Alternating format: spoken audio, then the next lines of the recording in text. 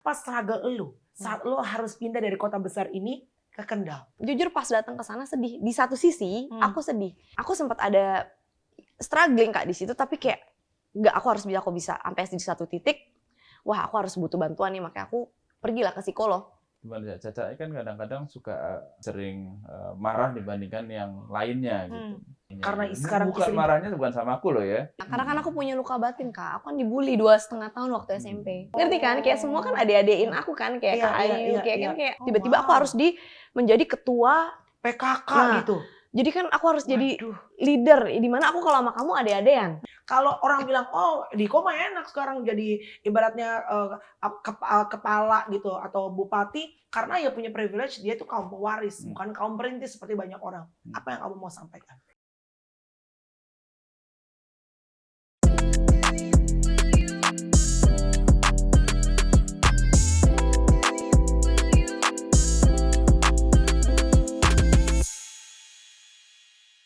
Tamu yang saya akhirnya akan ajak ngobrol di podcast kali ini, alhamdulillah puji Tuhan akhirnya mereka berdua sepakat bisa mampir langsung. Duh, ini ada Pak Bupati loh, luar biasa loh. Sama-sama Bapak Ibu Bupati Kendal di podcast aku, Pak Diko dan Bu Diko.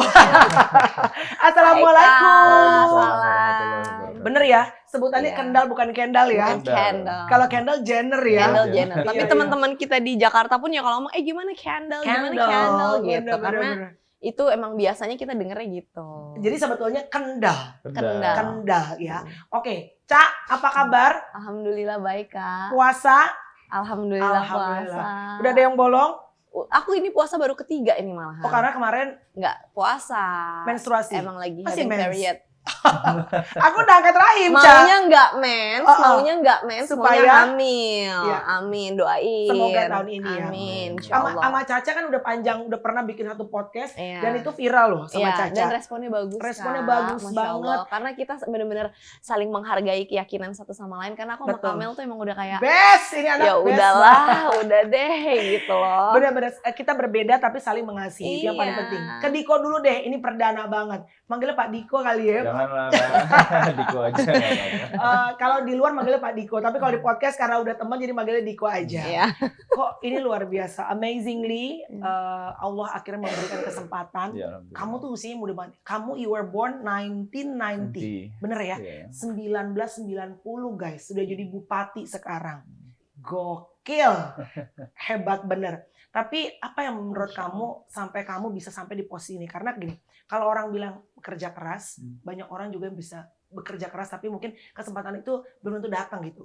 Apa sih sebetulnya resepnya bisa sukses di usia sangat muda? Kalau aku percaya satu hal sih, aku melakukan riset sendiri dan sering banyak diskusi sama teman-teman juga. Jadi intinya ketika kita melakukan sesuatu sesuai dengan passion kita atau keinginan kita, maka kita melakukan itu dengan sepenuh hati, dengan hati yang ikhlas dan kita melaksanakannya dengan maksimal. Jadi kadang kalau kita itu melakukan sesuatu nggak maksimal, mungkin nggak sesuai dengan passion kita gitu. Jadi karena memang saya dari usia muda tuh passionnya di politik. Dari muda kamu passionnya politik? Dari usia 15 tahun tuh saya pengen jadi politisi. Walaupun pada saat itu nggak ngerti jadi politisi itu sebenarnya ngapain sih, di dalamnya seperti apa sih. Tapi keinginan tuh udah muncul dari usia umur 15 tahun. Gitu. Jadi kuliahnya ngambil apa kok? Tapi kuliahnya ngambil petroleum engineering. Jauh banget tuh, beda banget ya. So kamu engineer? Saya engineer, iya. Oh, ada ngambil S2 nggak? Sekarang lagi S2 bareng kita Kak, berdua ini. Iya. Dan kita adu-aduan gede-gedean nilai. Wow. Sampai dosen-dosen gini, kamu kok nggak mau kalah sama suaminya sih? Nggak mau, pokoknya nilaiku harus lebih bagus. Pokoknya revisi harus lebih bagus gitu. Oke, kalau Diko gue ngerti sih ngambil S2. Tapi gini, bukan mendeskripsikan karena Caca adalah istri ya. Tapi banyak istri yang ngerasa, gue mah udah enak, suami gue ya alhamdulillah udah pejabat. Tapi lu masih ngejar S2, kenapa Cak? Jadi lucunya aku itu 2 tahun menikah sama Mas Diko kan belum punya anak. Ya. Terus aku tuh sebenarnya pengen S2 Kak. Dan sebelum aku menikah sama Kak Diko kan jadi sama Mas Diko sebelum aku menikah itu sebenarnya aku pengen sekolah lagi. Waktu itu aku nggak tahu sih Kak Luna ingat apa enggak. Waktu itu kita mau ke New York bareng. Aku mau ngambil sekolah acting, Kak Luna mau ngambil sekolah directing pada saat itu. Terus Mas Diko bilang sama aku, kan waktu itu ya salah satu perjuangan, setiap orang punya perjuangan masing-masing ya. Mas Diko tuh berjuangnya deketin mamahku kan. Nah, sedangkan kalau aku mau ke Amerika tuh kurang lebih 1 tahun. Nah, Mas Diko bilang, aku kayaknya nggak mungkin deh kalau, maksudnya dia udah bilang, Mas Diko udah bilang sama aku kalau aku mau ngajak kamu serius, gitu. Jadi nggak not in this step, tapi to another step gitu kan. Berarti kan harus deketin mamaku banget nih, gitu kan. Terus dia bilang, kayaknya aku nggak mungkin deh bisa deketin mamah kamu kalau kamunya juga nggak ada di sini, gitu.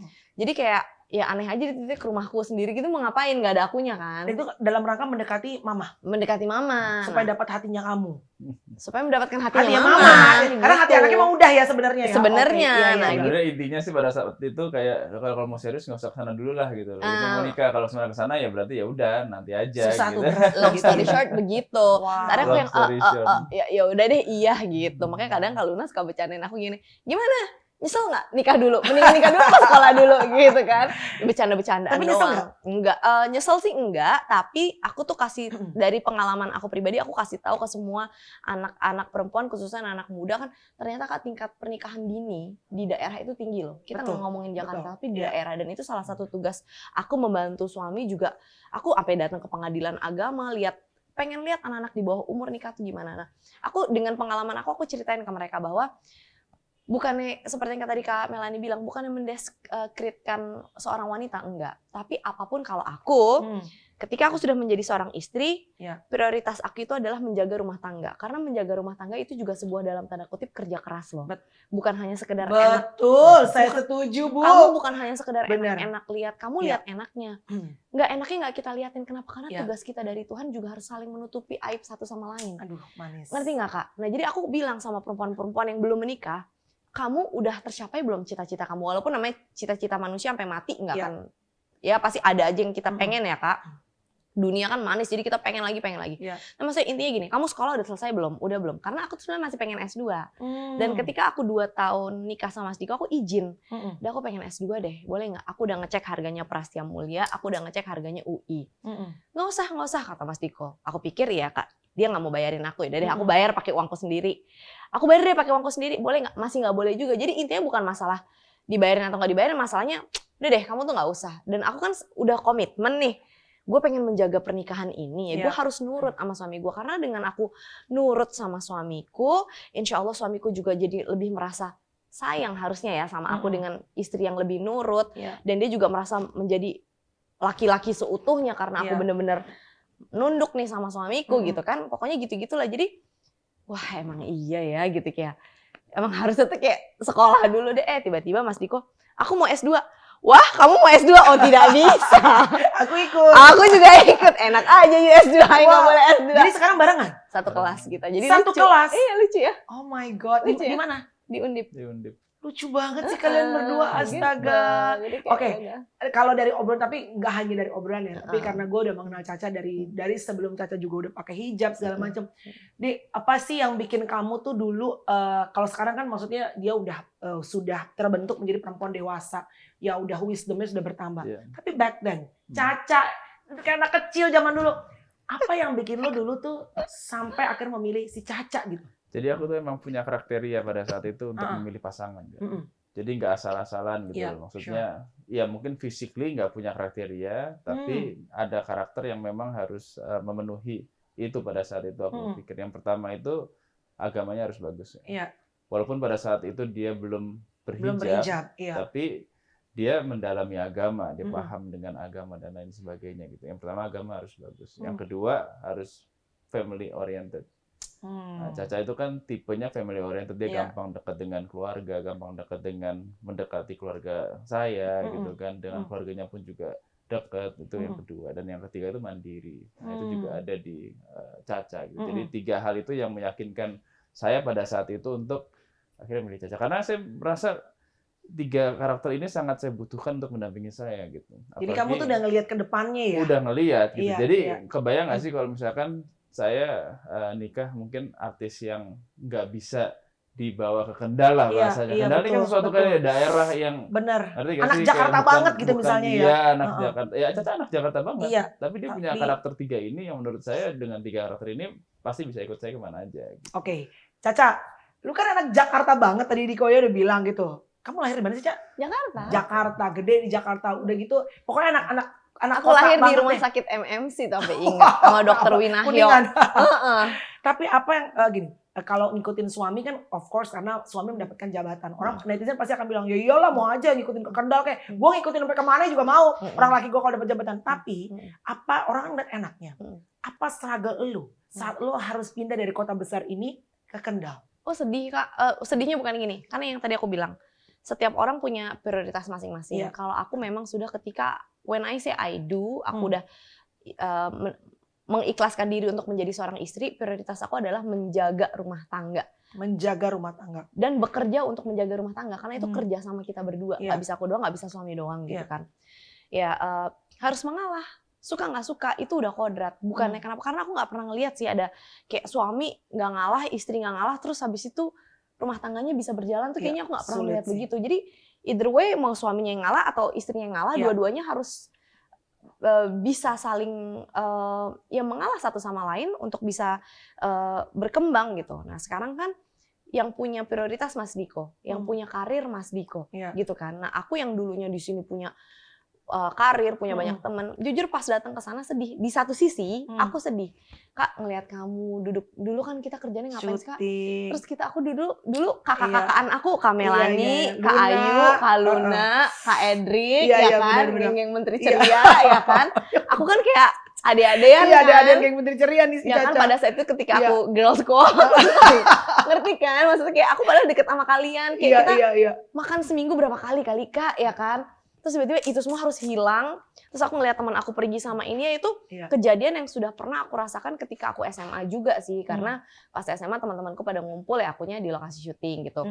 Sedih nggak? Sedih, ada sedih. Tapi di satu sisinya aku bersyukur kenapa aku mendampingi suami aku.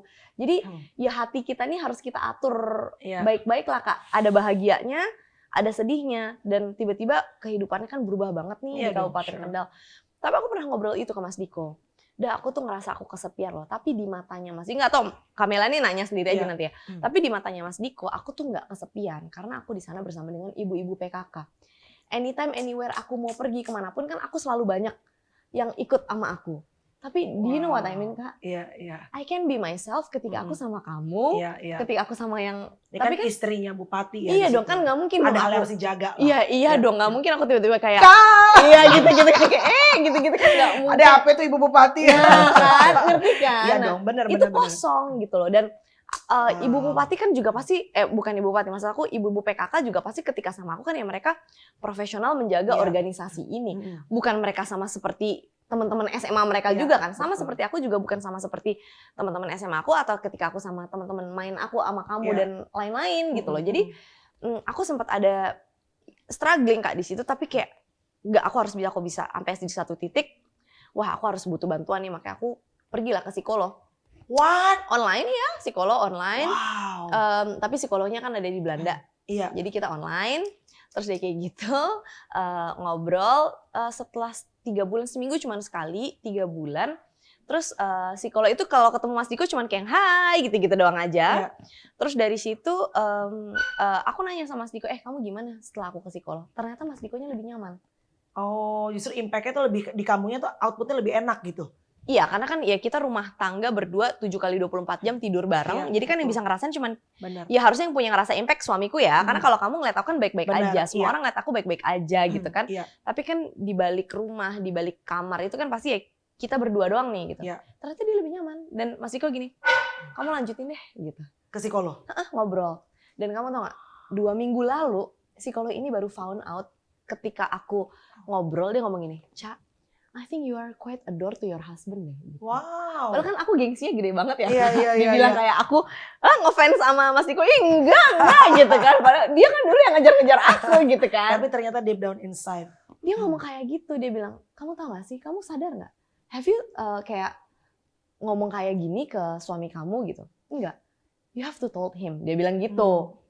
You have to tell him gitu. Ngasih tahu apa gitu, kayak ya kasih tahu aja kalau kamu tuh adore, kayak dengan cara kamu ngomong katanya tuh dari mata aku, dari cara aku ini sebenarnya tuh adore loh sama suami lo tuh look up loh.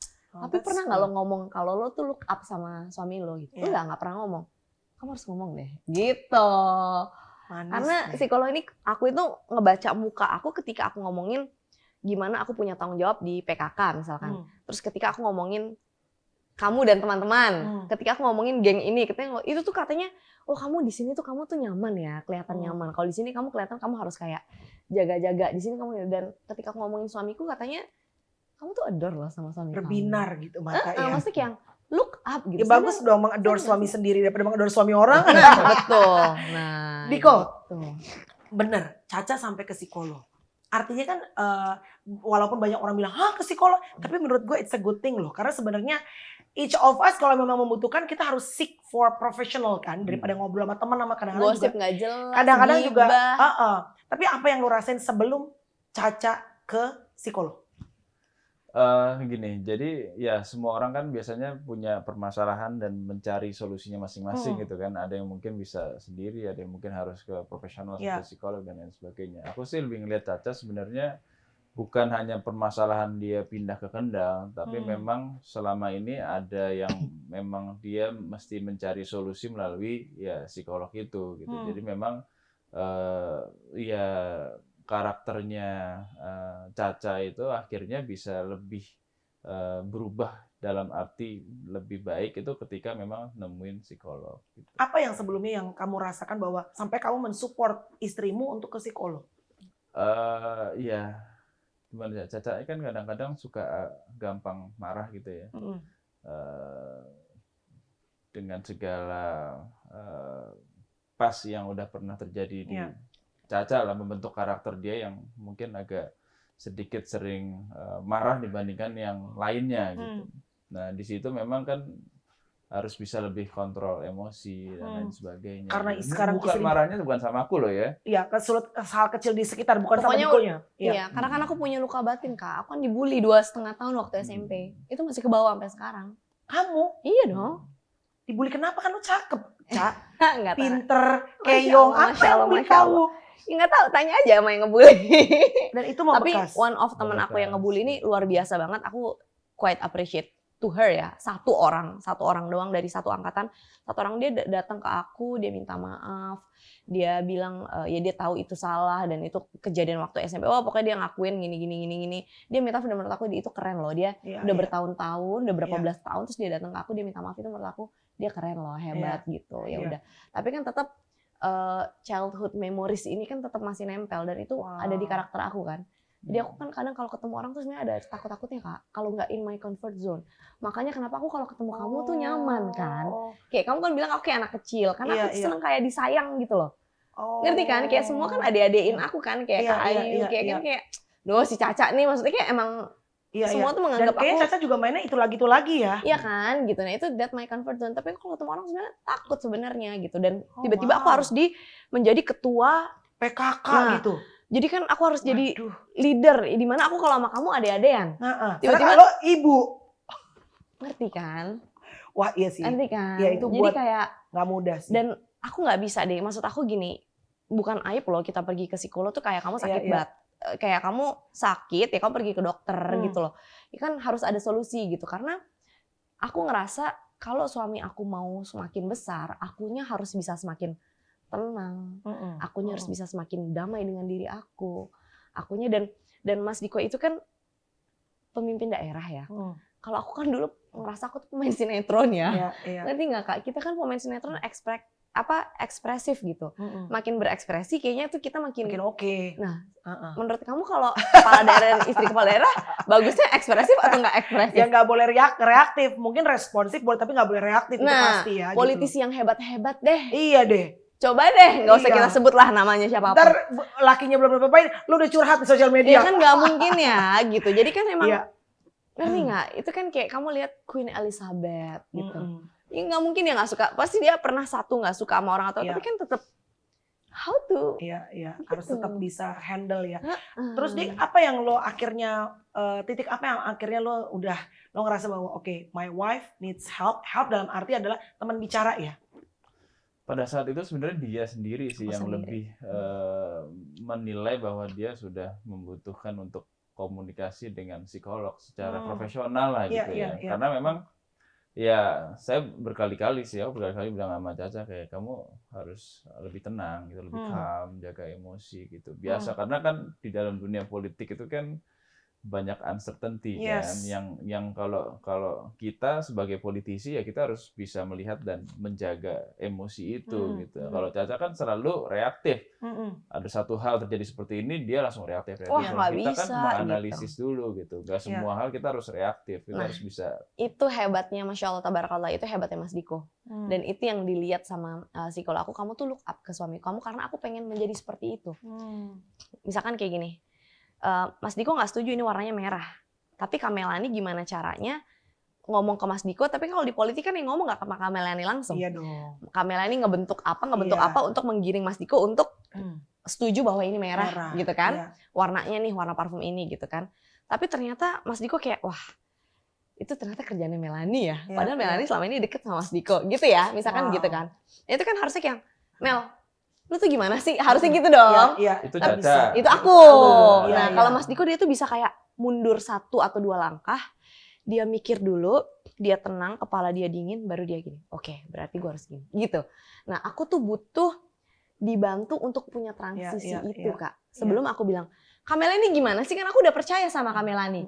Sebelum aku ngomong kayak gitu, aku butuh dibantu transisi untuk mundur 1-2 langkah, diem, tenang. Oke, gue kayak harus gini nih. Itu hebatnya Mas Diko.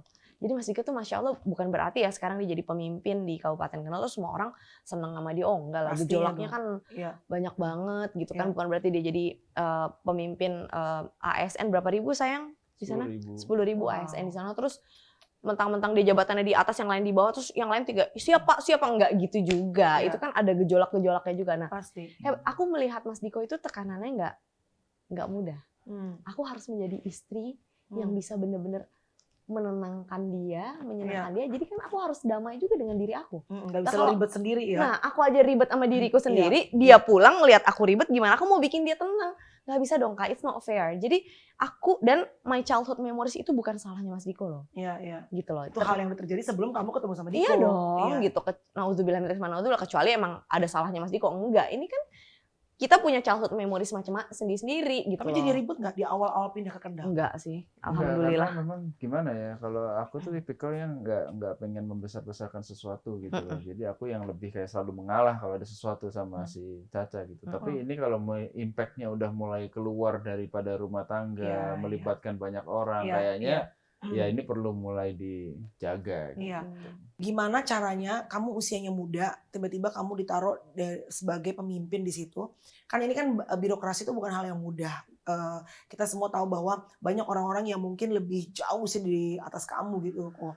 Gimana? How you handle them? Apalagi di usia yang you're so quite young. Ya itu kembali lagi ya, Kak. Yang pertama kan karena berawal dari passion, ketika memang passionnya ingin menjadi politisi, dan saya kan nggak langsung berhasil loh. Saya 2019 saya maju menjadi calon DPR, saya kalah. 2020 saya maju pilkada sebagai calon bupati, baru saya terpilih gitu. Jadi saya udah pernah kalah juga nih kontestasi, nggak langsung menang. Jadi ketika saya dapat amanah, kesempatan, ya saya ingin berprestasi gitu. Saya ingin bekerja semaksimal mungkin prestasi gitu. Karena juga dorongan juga passion gitu. Jadi banyak hal-hal yang saya lakukan nggak dilakukan oleh kepala-kepala daerah yang lainnya. Misalnya? Gitu. Contohnya misalkan, saya baru terpilih menjadi bupati belum dilantik.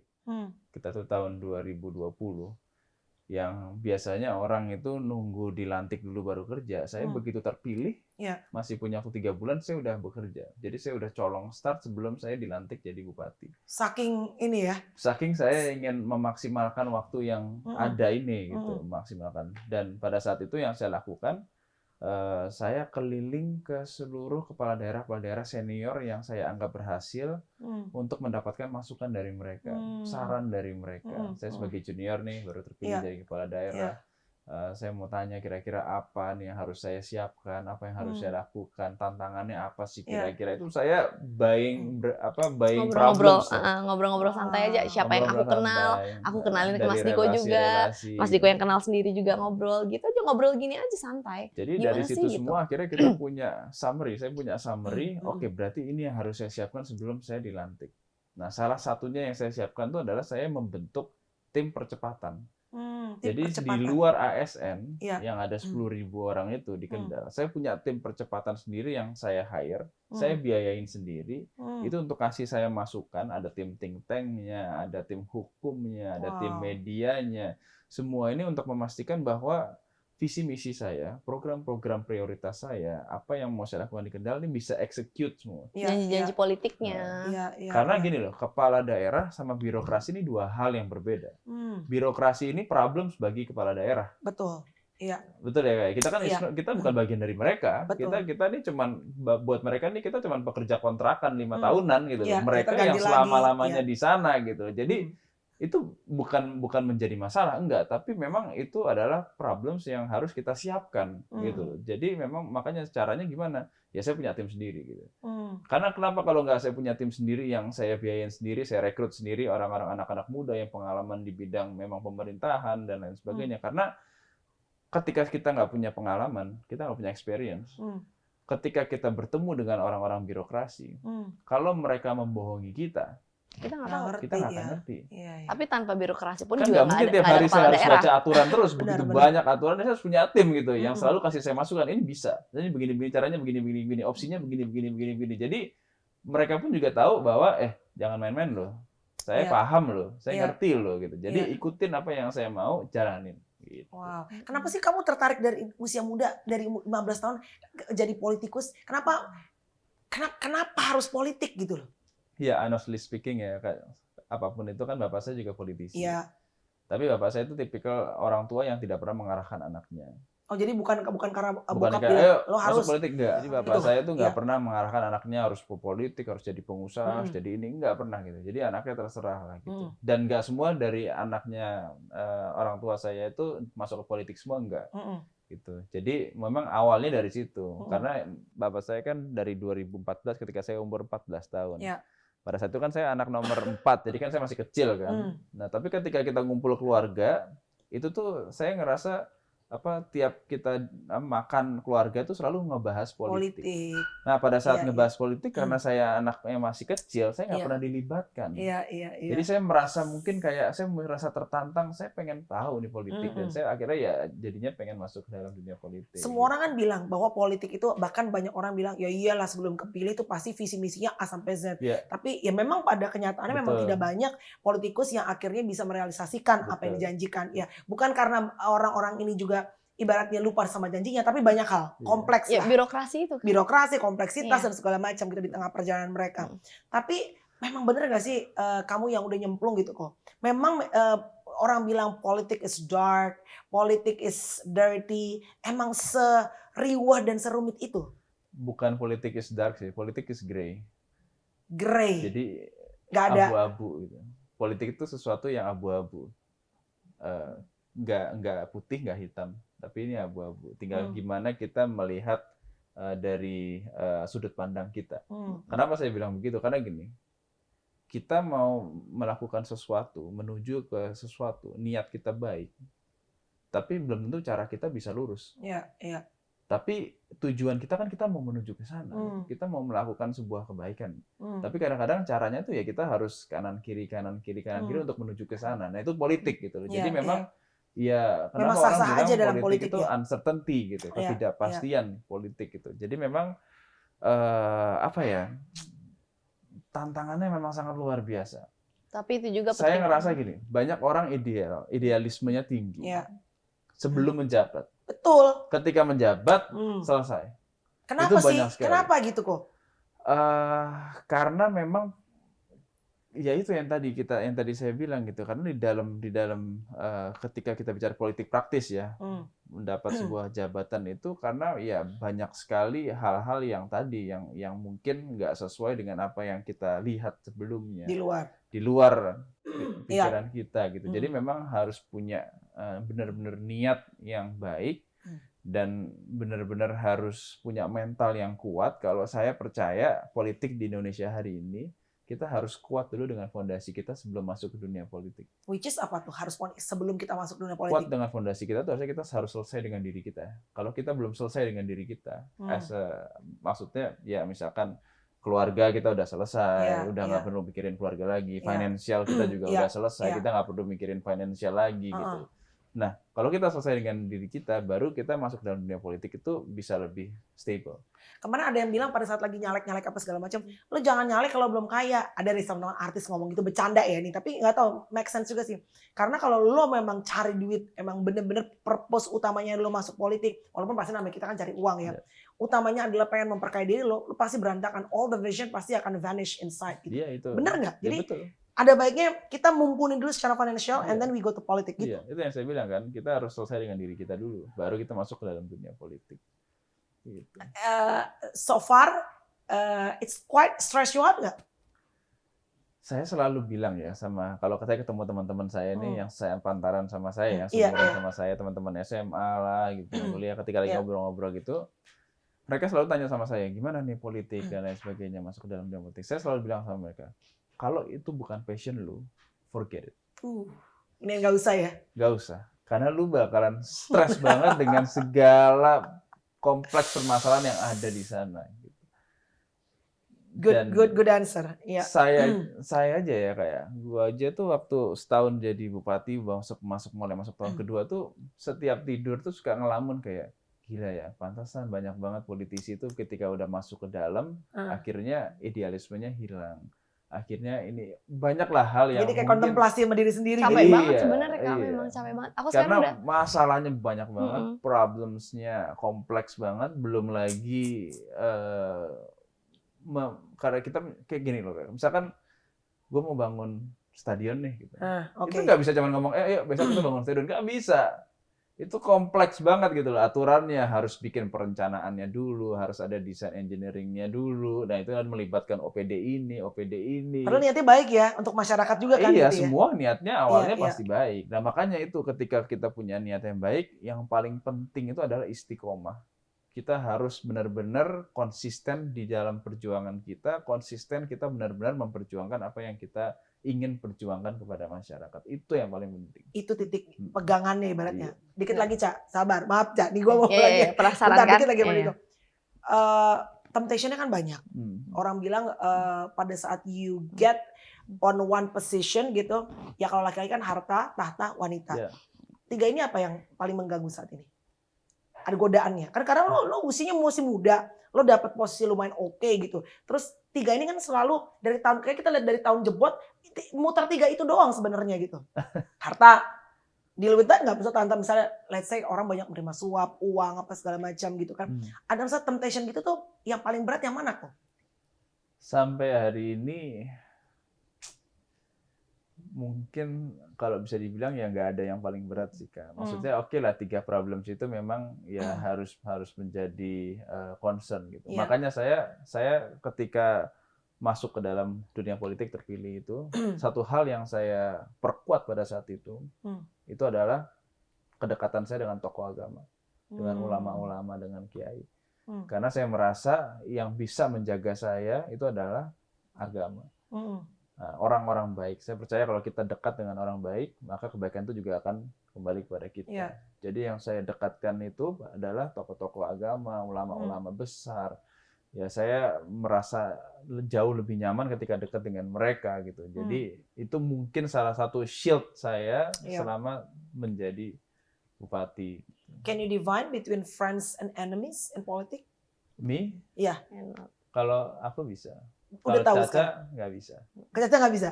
Dan dalam politik itu tidak ada teman yang abadi, tidak ada lawan yang abadi. Itu adalah politik. Terbukti. Tidak ada teman abadi, tidak ada lawan. Benar. Kemarin berseberangan, ternyata sekarang bisa bertemu. Iya. Jadi dan kalau Mas Diko punya hati yang besar besar boleh untuk baperan. itu. Kalau baperan dah lah, nggak usah masuk politik. Aku nggak bisa deh kayaknya deh. Nggak bisa. Caca itu lagi belajar ke situ. Iya loh. Karena dia tuh kayak, kamu ngapain sih? Ini kok masih kamu libatin? Dia kan begini. Nggak bisa di dalam politik tuh kita nggak bisa kayak langsung kita musuhin walaupun kita punya kekuasaan, kita punya kewenangan gitu. Tapi nggak bisa tuh yang kayak gitu. Baper kan, Ca? Itu yang tadi sebenarnya aku tuh pengen ngomong Kak. Tapi tadi yang pas Kamelani nanya tentang gray area. Yang politik itu dirty, dark atau enggak, terus Mas Diko bilang it's not dark tapi it's a gray gitu. Nah makanya tadi itu yang sebenarnya pengen aku tambahin, tapi akhirnya Mas Diko nyebutin sendiri kan di akhir kan bahwa yang bisa bantu kita adalah guru-guru kita, guru-guru agama gitu loh. Mereka ahli ilmu. Kita belajar dari kisah-kisah para sahabat Nabi, dari kisah-kisah Nabi, Masya Allah gitu kan. Karena kan kita, ya Nabi tahu gitu. Ini kan kita zaman udah semakin jauh ketika dari Nabi lahir kan gitu. Jadi kan semakin fitnah di mana-mana, apa di mana-mana. What should we do? Dan kita bukan ahli agama, kita bukan orang yang pinter dalam ilmu agama gitu. Butuh itu deket sama agama. Mas Diko sendiri kan yang ngomong kayak gitu. Jadi ya komunikasi di situ. Dan dari semua cerita Mas Diko mungkin Kak Melani catch up gitu ya, bahwa seberat apa sih tekanan dalam dunia politik itu seperti apa? Paham kan kenapa aku harus sampai ke psikolog, berdamai dengan diriku sendiri. Bukan buat aku kan, buat suamiku. Mungkin kalau sekarang suamiku pengusaha sedikit, aku masih bisa buat adegan-adegan cari-cari perhatian sama dia. Karena aku pikir, ya walaupun pengusaha juga pasti tekanannya juga banyak ya. Tapi maksud aku, pengusaha kan kita ya sekedar komitmen aja lah gitu loh. Tapi kan kalau ASN kayak gini kan kita suka nggak suka dia harus ada di situ. Kita kalau punya perusahaan nggak suka sama orang, mau kita selesaiin kontraknya bisa ASN nggak bisa begitu loh Kak gitu loh.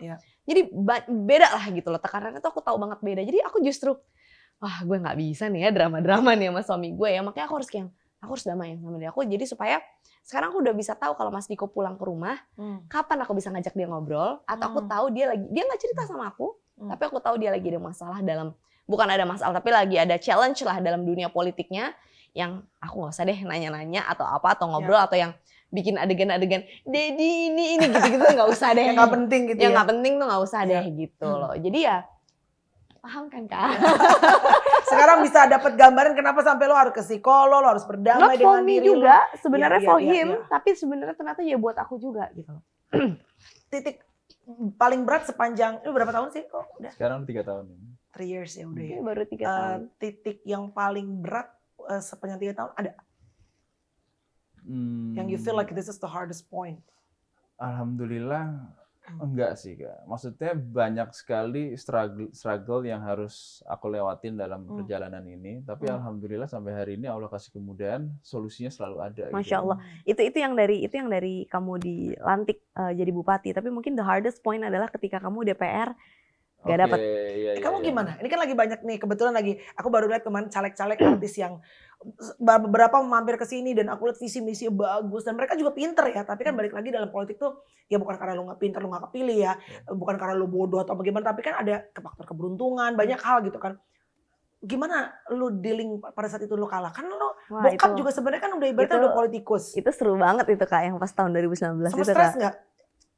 Sempet 2 minggu nggak keluar kamar. Wah. Bukan nggak keluar rumah loh ya, nggak keluar kamar. Sampai ke rumah sakit dokternya pun bilang ini nggak apa-apa, nggak ada masalah. Mungkin cuman stres aja atau apa. Gila yang benar-benar di artikel kejadian, ini orang bilang nggak kepilih nyalek apa segala macam, sampai stres pusing tuh bener ya. Tapi cuma pada saat itu gini, karena aku kan memang passionnya politik kan, pengen jadi politisi. Jadi stres tuh bukan karena jual rumah, jual aset, enggak. Cuman karena kita udah melakukan yang terbaik, kita udah berupaya yang maksimal, tapi ternyata nggak jadi. Jadi stres itu ada apa gitu. Tapi lucunya pada saat itu akunya biasa aja Kak. Akunya biasa aja, tapi yang pusing malah mamahku. Karena mamah, kamu tuh loh, suaminya tuh loh, kasihan nih loh, kamu kok malah. Pada saat itu kan aku baru berhijab belum lama Kak. Jadi kan aku jadi brand ambassador ini itu lagi pokoknya lagi banyak banget. Nah, sedangkan aku kayak pergi, oke dadah aku pergi dulu ya.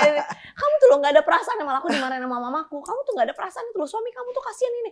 Coba dong kamu lihat, mama tuh takut dia, maksudnya takut jadi gila, takut apa. So aku bilang gini, udahlah suami Diko tuh harus belajar bersyukur. Aku bilang kenapa? Lihat banyak caleg nggak jadi ngutang. Diko ngutang nggak? Enggak. Jual rumah nggak? Enggak. Jual mobil nggak? Enggak. Udah biasa aja, emang kalau emang belum takdir ya sudah, maksud aku gitu. Ya udah itu pelajaran hidup lah buat Mas Diko. Aku ngomong kayak gitu, mamaku tuh, kamu tuh tega banget ya gini, nggak punya perasaan, malah yang marah-marah tuh mamaku gitu kan. Terus dia kayak gitu, udah nggak lama dari situ kita umroh nih, Mas Diko umroh, bener-bener dia kayak aduh nggak passion banget. Orang-orang mau umroh berapa sehari Kak, sehari di Mekah, sehari ke Madinah pulang. Akunya udah seminggu duluan di Mekah udah kan. Pokoknya dia kayak nggak nafsu ya sayangnya, pokoknya gitu-gitulah udah. Terus nggak lama dari situ, 6 bulan berapa bulan kemudian tahu lah nih, kamu ada mimpi ya pada saat itu ya, pokoknya gitulah. Enggak, jadi gini, waktu stres nih 2 minggu gak keluar rumah segala macem, terus tiba-tiba ayah sih pada saat itu ayah datang, dia bilang, Dik, udahlah, Allah pasti akan kasih yang terbaik. Selalu ada hikmah kalau misalkan dari sesuatu kejadian yang terjadi gitu. Udah, pokoknya Diko berangkat umroh aja dulu. Minta sama Allah, Allah pasti kasih yang terbaik. Berangkatlah umroh, yang tadi cerita Caca itu, walaupun di umroh pada saat itu juga benar-benar kayak ya masih melayang lah, belum napak gitu. Harusnya kan dia berangkat sama aku, nggak mau. Maksudnya aku harus ini dulu, ngurusin ini, ya udah terserah. Aku nyusul aja. Kenapa nggak nyusul? Pokoknya masih kayak gitu-gitu lah aja, bukan yang langsung umroh gitu, enggak juga. Istilahnya tuh kayak umroh nggak niat gitu. Iya, karena kan hati juga pelan-pelan harus hati terima, juga ya. masih belum, itu umroh juga kayak nggak niat umroh gitu. Tapi ya saking baiknya Allah ya, walaupun kita nggak niat, tapi tetap begitu pulang umroh. Jadi aku ingat banget pulang umroh, malam pertama aku balik ke tanah air, tidur, itu aku mimpi pakai baju bupati. Mimpi pakai baju bupati, dan aku begitu mimpi pakai baju bupati, begitu bangun itu langsung googling itu ngelihat kayak ada pilkada nggak nih. Bangun bukan gitu. Doa bangun tidur dulu kan saya. Tapi lo langsung googling, ngecek gitu. Langsung googling, terus langsung ketemu sama teman dekat, dia langsung ngobrol itu kayak cerita aja, oh kemarin barusan mimpi gini gitu. Terus habis itu ya mulai dari situ akhirnya malah menjajaki sampai akhirnya alhamdulillah jadi bupati kita. Dan ternyata hikmahnya, kenapa nggak jadi DPR? Kenapa? Tapi jadi kepala daerah. Ternyata kalau kita masih muda, kita punya tenaga yang kuat, kita punya visi yang besar, kita punya niat untuk melakukan berkontribusi untuk negara. Menurut saya akan lebih maksimal ketika kita di eksekutif menjadi kepala daerah. Karena kita punya kebijakan, kita punya program kerja. Di mana DPR itu kan mengawasi pemerintah dan menyetujui anggaran. Jadi DPR ini kan sebenarnya cuma mengawasi pemerintah. Yang kerja siapa? Pemerintah. Sama menyetujui anggaran aja. Makanya jadi bupati, justru saya bisa mengeluarkan semua ide-ide gagasan saya untuk bisa merubah sebuah daerah ini menjadi lebih baik. Gitu. Emang ternyata Allah nggak mau kasih lo di situ karena memang ada purpose yang lain karena gitu ya. Kamu lebih baik di sini. Apa dan itu aku ngerasain banget. Pada saat itu, walaupun stres 2 minggu nggak mau keluar kamar ya. Iya, dan waktu itu Mas Diko kan itu pas searching ternyata ada pemilihan pilkada nih, baru tahu gitu-gitu. Mas Diko bilang sama aku, Beh, dia bilang, ini aku ada pemilihan pilkada lagi. Tadinya sebenarnya kita mau bangun rumah Kak di Jakarta. Terus dia bilang, kita nggak usah bangun rumah dulu, nggak apa-apa nggak? Ini aku pengen nyoba kesini. Gitu, Mas Diko ngomong kayak gini. Terus menurut aku Mas Diko tuh nggak minta izin sama aku. Karena menurut aku laki-laki tuh nggak mungkin lah minta izin terus kalau kita bilang enggak terus dia bakal ngelakuin enggak ya Kak, itu dalam dunia hanya info. Paham kan walaupun kesannya kayak aku tuh yakin banget Mas Diko tuh bukannya izin sama aku tapi ngomong. Aku cuma ngomong kayak gini doang sama Mas Diko. 2 yang aku tanya. 1, kamu udah puas belum naik mobil? Hah, maksudnya gimana? Ya udah puas belum naik sports car, jalan-jalan tuh kamu udah puas belum? Dan Mas Diko kan emang suka, dulu kan dia juga pembalap kan Kak, gitu kan. Selain pengen politik, sama pembalapan juga. Pembalap, terus dia juga sekolahnya kan sekolah golf juga kan, gitu. Jadi memang kalau golf oke lah, tapi maksudnya balap ini gitu loh. Kamu udah puas belum naik mobil dan sports car? Dulu kan maksudnya kita juga punya sports car, maksudnya dia jalan-jalan kemana-kemana gitu. Udah puas belum gitu loh? Karena buat aku nggak elok aja ya gitu. Kamu jadi pemimpin negara, kita tuh kompleks banget masalahnya, terus kayak kesannya kayak enak-enakan seneng-seneng. Nggak apa-apa tapi kayaknya sebenarnya nggak apa-apa, cuma kayak tidak elok aja gitu. Aku nanya, kamu udah puas belum naik mobil? Puas. Kamu udah puas belum naik motor? Puas. Udah bener ya? Aku bilang oke kalau gitu. 1, berarti udah oke 1. 2, aku nanya lagi sama Mas Diko. Aku cuma minta syaratnya 1, apa? Bisa nggak kamu menang biasa aja, kalah juga biasa aja? Jangan pakai gila-gilaan stres lagi. Kalah gitu. Biasa aja, menang biasa aja nggak? Mas Diko bilang, aku udah belajar beda dari kemarin. Insya Allah bisa. Bener ya? Kalah biasa aja, menang biasa aja. Iya. Oke, kalau gitu bismillah. Udah, aku cuma minta gitu. Kemarin tuh kayak 2 minggu sebelum pemilihan yang pilkada bupati itu, setiap tidur tuh selalu mikir kayak, wah ini kalau kalah lagi mau jadi apa? Namanya manusia ya. Iya, cuman kan saya sebagai istri bisa apa sih gitu. Manusiawi. Kok kalau ada orang yang bilang, karena kan your dad juga sudah di politik itu. Kalau kan sekarang orang lagi dikit sensitif dengan isu bahwa lu kaum pewaris, lu adalah kaum perintis. Tahta. Dinasti atau misalnya apa ya, pokoknya orang sangat sensitif. Ya, tapi memang harus diakui orang-orang yang terlahir dengan memang ayahnya sudah seorang atau ibunya seseorang, mereka punya privilege yang mungkin berbeda starting point-nya dibandingin yang orang lain gitu. Kalau orang bilang, "Oh, Diko mah enak sekarang jadi ibaratnya kepala gitu atau bupati karena ya punya privilege, dia tuh kaum pewaris, bukan kaum perintis seperti banyak orang." Apa yang kamu mau sampaikan? Kalau aku selalu sampaikan bahwa semua orang itu selalu punya privilege-nya masing-masing. Walaupun ayahnya bukan siapa-siapa gitu. Apapun lah, semua pasti punya privilege-nya masing-masing. Sebenarnya bagaimana kita bisa memaksimalkan privilege yang kita miliki. Kadang-kadang orang yang suka ngomongin orang lain itu, ya itu orang yang mungkin dia masih belum bisa menemukan di mana titik privilege yang harus dia bisa maksimalkan. Kalau aku merasa begitu. Terus kemudian yang kedua, sebenarnya ayah itu kan di legislatif, aku kan eksekutif. Ini dua hal yang berbeda. Kalau misalkan aku itu adalah perintis, apa tadi istilahnya? Pewaris. Kalau aku pewaris, aku mungkin akan masuknya di legislatif juga dan melanjutkan yang udah dia lakukan. Tapi ini kan eksekutif kan dua hal yang berbeda, di mana bapakku juga nggak punya pengalaman di eksekutif nih. Jadi kalau melihat sekarang, alhamdulillah 3 tahun ini aku bisa dibilang berhasil menjadi kepala daerah. Ya ini karena aku perintis. Berjuang sendiri atas izin Allah. Berbeda, atas izin Allah gitu. Nah ini juga kemudian kalau di politik itu kan kita ngelihat biasanya daerah pemilihan. Kalau misalkan saya pewaris, daerah pemilihan saya itu di tempat bapak saya, di Cilacap. asal saya itu Cilacap, Purwokerto, Banyumas.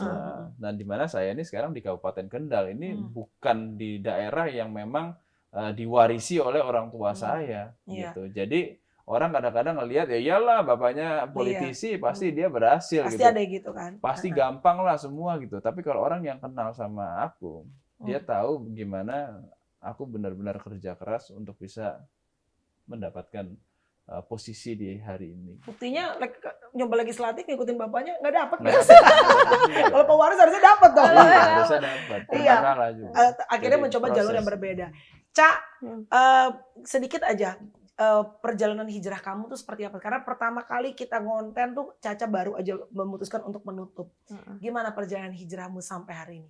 Alhamdulillah seneng, dan yang paling seneng lagi adalah mungkin waktu itu yang udah cerita sama Kamelani di vlog sebelumnya. Kalau yang sekarang lanjutan dari itu yang bikin aku senang banget, Masya Allah tabarakallah, adalah suami aku sekarang semakin dekat sama ulama-ulama. Jadi menurut aku Allah kasih hidayah itu jalannya macam-macam. Gitu loh. Ada yang memang didekatkan sama Allah tuh lewat ini.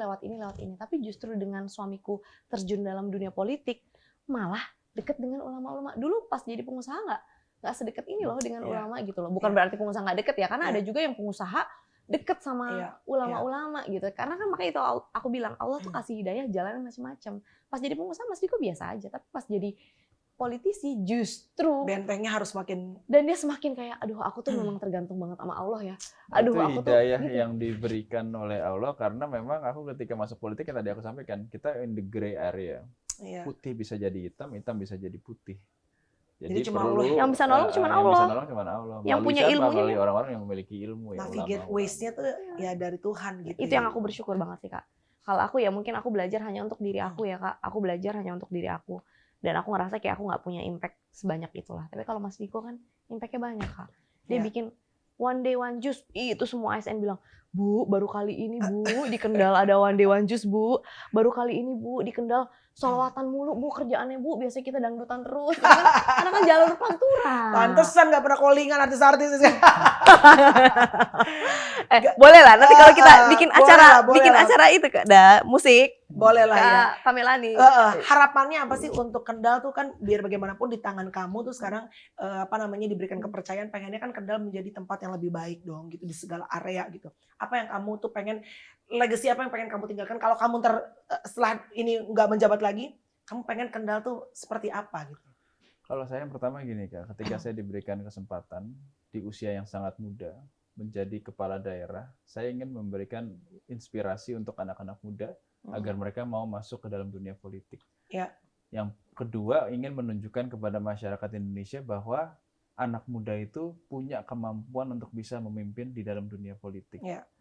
Dan yang ketiga, legacy yang saya ingin tinggalkan di Kendal bahwa saya ingin meningkatkan kinerja pemerintahan di Kendal untuk meninggalkan legacy kepada pemimpin selanjutnya.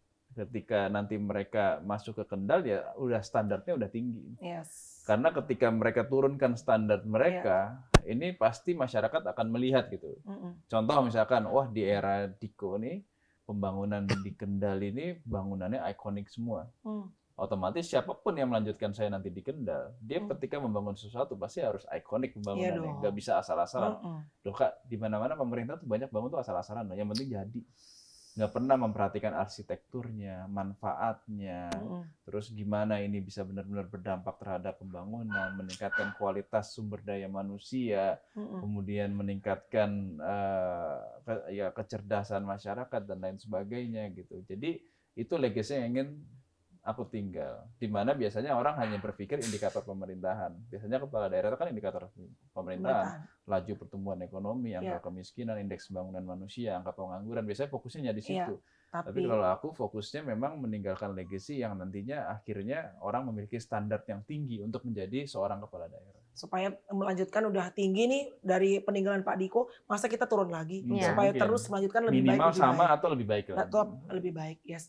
Buat Caca untuk menutup, thank you banget ya guys. You guys Allah, amazing. Allah, aku berdoa supaya tidak akan pernah mendengarkan hal-hal yang nggak baik ya. Amin, insyaAllah. Kasus-kasus yang macam-macam dijauhkan sama Allah ya. I know the temptation and it's the challenge is gonna be hard. Tapi kan you're chosen. Kamu dipilih untuk kemarin legislatif.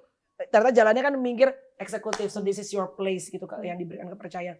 Ca, buat kamu di bulan yang baik, bulan Ramadan kali ini, buat para wanita, Caca kan berani pada saat itu memutuskan untuk berhijrah, untuk menutup gitu. Dan since then tidak pernah buka tutup lagi. Ya walaupun tiap orang journey-nya berbeda-beda ya. Tapi aku salut ya sebagai berbeda keyakinan aja aku salut melihat perjalanan journey kamu gitu. Gimana caranya untuk punya hijrah yang damai, bukan hanya buat kita pribadi, tapi juga memberikan kedamaian buat orang di luar, termasuk yang orang berbeda keyakinan. Satu, pasrah sama Allah, tapi tetap berusaha, cari ilmu, dan juga dalam tanda kutip, walaupun kita mencari ilmu, nggak boleh galak-galak banget, Kak. Orang tuh mazhab beda-beda, ya. Jadi kalau kita sholat di Mekah aja juga, yang orang Turki, yang orang apa tuh beda-beda sholatnya. Jadi mazhab itu berbeda-beda. Hargailah itu gitu. Indonesia ini adalah negara yang berlandaskan Pancasila, tapi berjiwa ketuhanan. Makanya sila pertama kan ketuhanan yang Maha Esa. Tapi kita tahu bahwa saudara-saudara kita semua di sini itu ada yang Buddha, ada yang Hindu, Kristen, Katolik, dan juga Konghucu. Islamnya kita pun mazhab beda-beda gitu. Jadi hargain itu. Jangan pernah ngerasa kita yang paling benar. Itu nomor satu.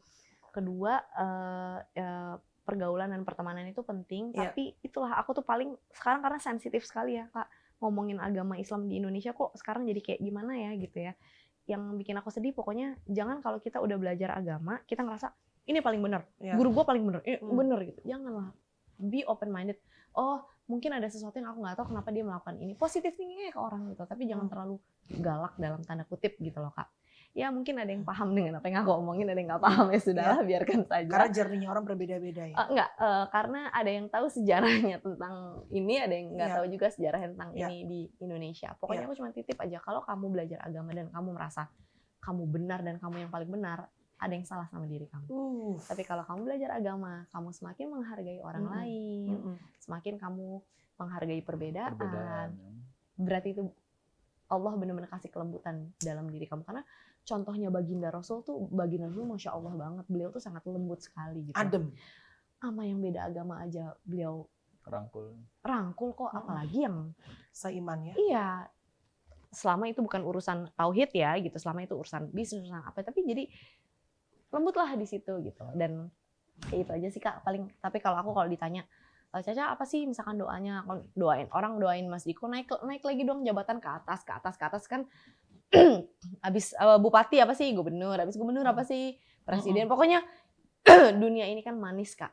Bahkan sampai ada hadis Rasul menyebutkan bahwa, mohon dikoreksi kalau aku salah ya, tapi yang aku tahu tuh bahwa bahkan manusia aja kalau dikasih 2 gunung emas masih aja terus pengen minta lagi. Karena dunia ini sangat manis sekali. Makanya setiap kali orang nanya sama aku, Cak, pengen apa, nanti Diko nanti naik lagi ya, nanti naik lagi. Misalkan ada yang ngomong-ngomong kayak gitu, aku cuma tolong doain selamat dunia akhirat. Itu rasanya pengen nangis. Kenapa? Takut, Kak. Ngerti nggak? Maksudnya kita punya niat baik, tapi in this world tuh kadang-kadang it's never enough.